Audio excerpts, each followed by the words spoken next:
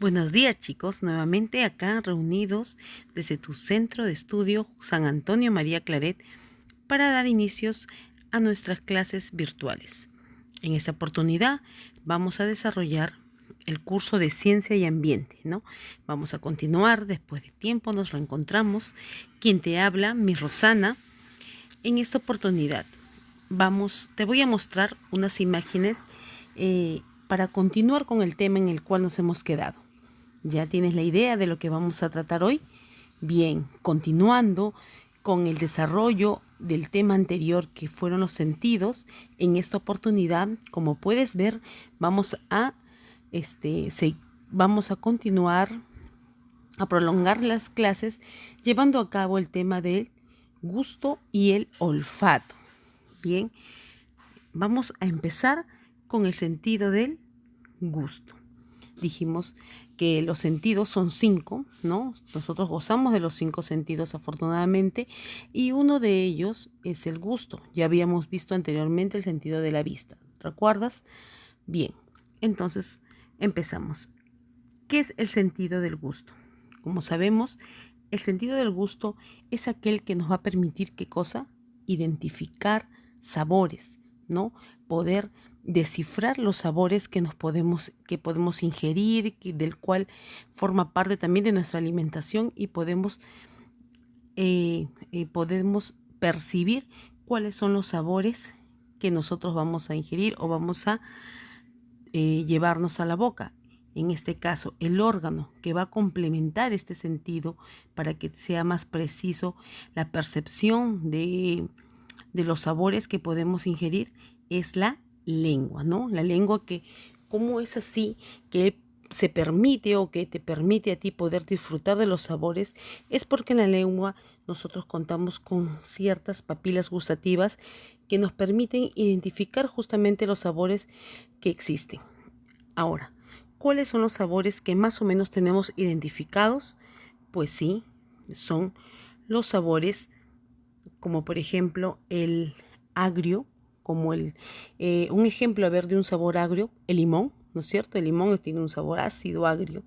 Luego el sabor ácido, puede ser entre agrio también, podemos ver el jarabe, ¿no? A veces los jarabes suelen ser un poco toscos al paladar porque nos causan un poquito de rechazo al gusto, ¿no es así?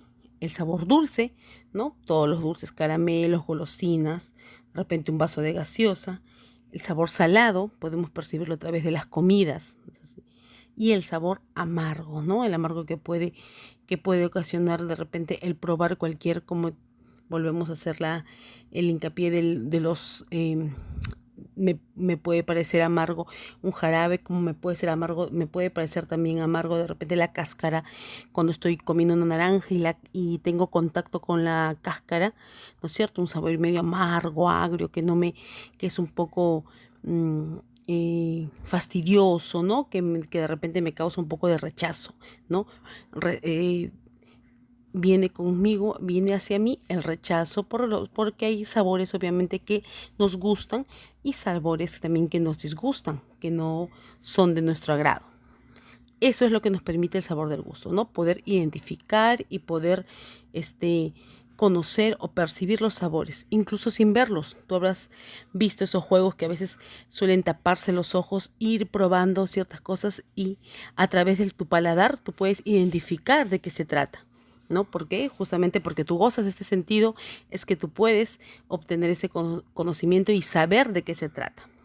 Bien, ahora, en la ubicación de las papilas gustativas están en la lengua, ¿no? Ubicadas de distinta manera, en distintos espacios de la lengua, porque como te dije, la lengua contiene papilas gustativas para cada sabor, ¿no? Y está delimitado de la siguiente manera. Como vemos ahí en la punta amarilla, podemos identificar los sabores los sabores dulces. Está la papila de sabor dulce. Bien, en la siguiente, en lo más profundo de la lengua, ¿no? Al interior, en la parte más honda de tu lengua, están las papilas del sabor amargo, que te van a poder identificar todos los sabores que que causan cierta amargura al momento de tener contacto con la lengua y con estas papilas gustativas. Luego tenemos el sabor salado, que está prácticamente rodeado en la parte lateral, rodeando el área de las papilas gustativas de sabor dulce. Están las papilas de sabor salado y mucho más arriba en la parte superior, entre las papilas del sabor amargo y las papilas de sabor salado, encontramos las papilas de sabor ácido, ¿no? Las papilas de sabor ácido, que también entre ellas me van a ayudar a identificar estos sabores. Esta es la ubicación donde se encuentran las papilas gustativas, ¿no? De acuerdo a los sabores que podemos identificar. ¿Ok? Hasta ahí, ¿todo claro? Bien, muy gráfica. Es así, es como si fuera tu lengua. Y en esa puntita tú saboreas, identificas lo dulce, luego lo salado, lo ácido y lo amargo. Los sabores que de alguna manera contienen los alimentos, son las cosas que podemos ingerir, ¿no? Bueno, y hay cosas que tampoco no se pueden ingerir, pero tienen un sabor. Están conformadas por un sabor que el cual tú le identificas, de acuerdo, porque tú te puede parecer amargo, a otra persona le puede parecer algo ácido. Bien, enfermedades del sentido de gusto. ¿Existe, Miss? ¿La lengua se enferma? No es que se enferme, simplemente que hay condiciones que pueden crear que uno vaya perdiendo estas papilas gustativas. ¿Pero en base a qué? ¿Cuáles podrían ser las causas que a mí me hagan ir perdiendo la sensibilidad en este órgano que es la lengua?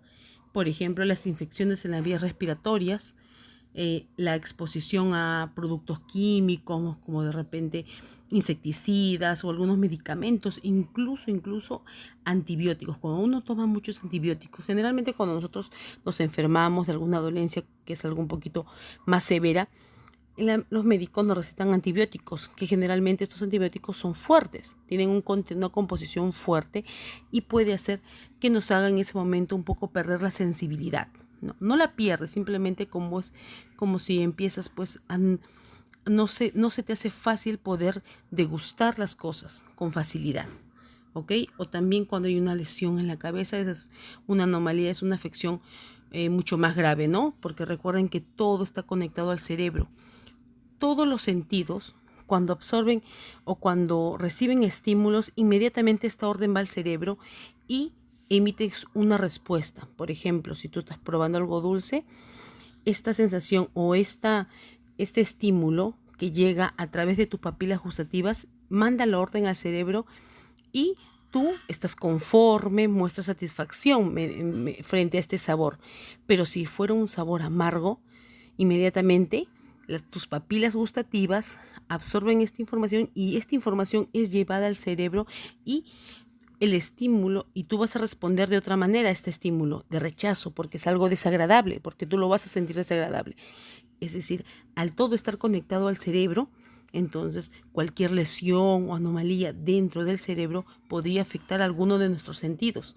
Puede ser el de la lengua, puede ser el de la vista, puede ser el oído, el olfato.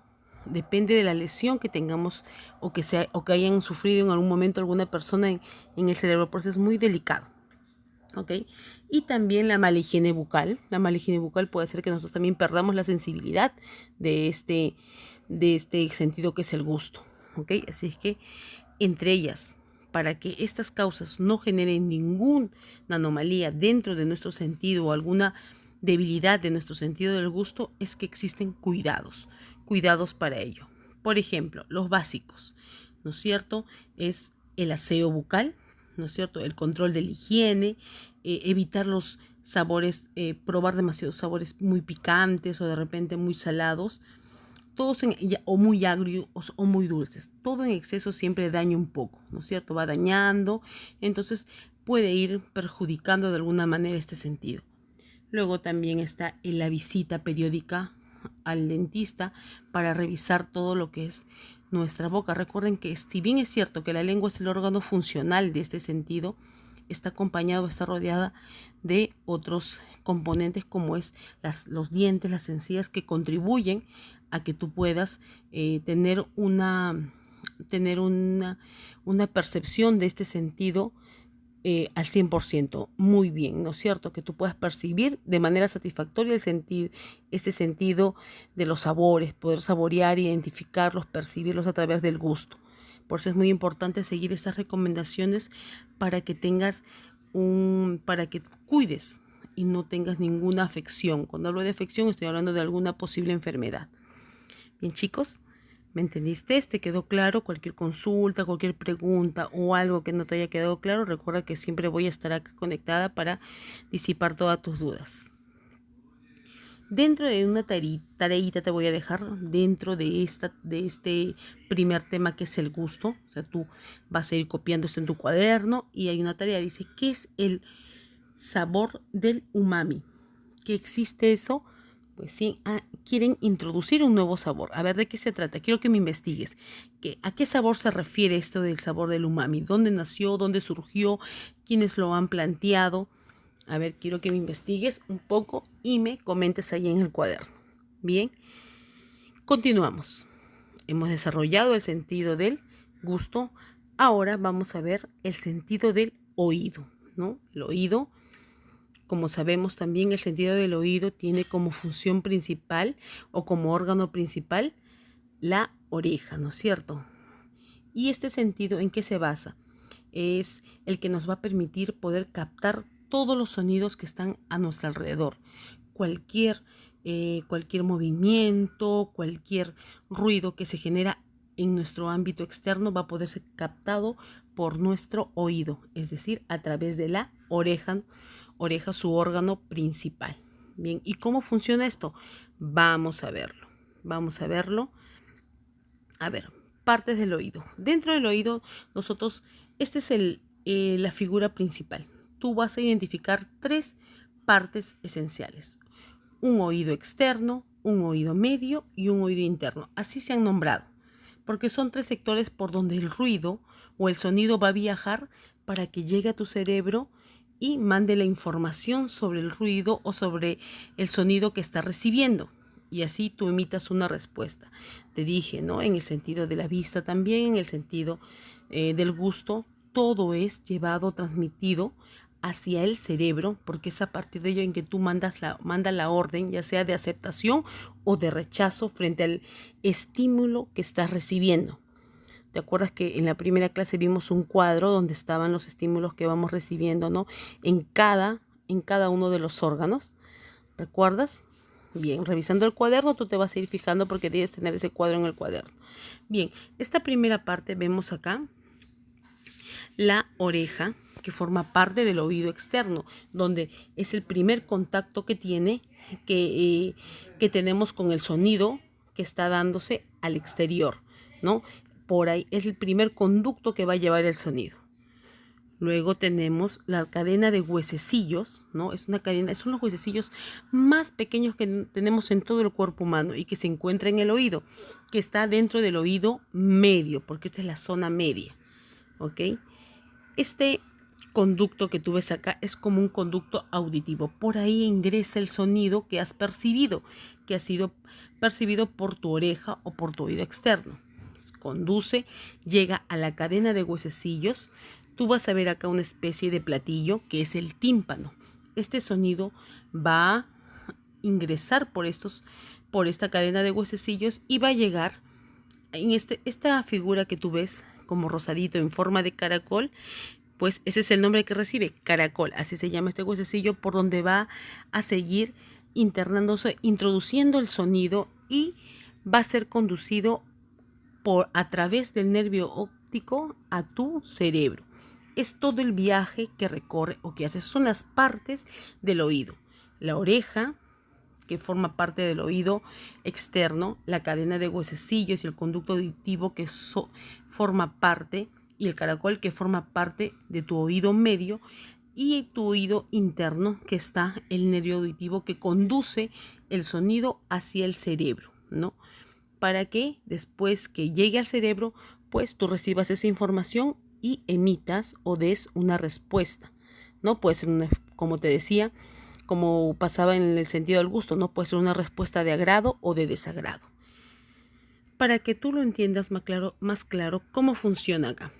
Son 3 sectores los que se va a cubrir, que es el oído externo, oído medio y oído interno. Como vemos acá, vamos a repetir, es por la oreja que entra el sonido.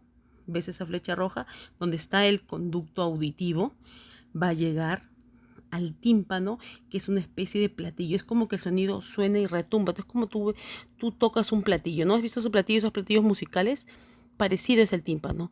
Resuena, va a rebotar el sonido ahí en el platillo y lo va a hacer. ¿Qué hace cuando tú suenas o golpeas unos platillos? Como que retumba el sonido, ¿no es así? Eso es lo que va a hacer y va a continuar el sonido y lo va a transmitir por el oído medio.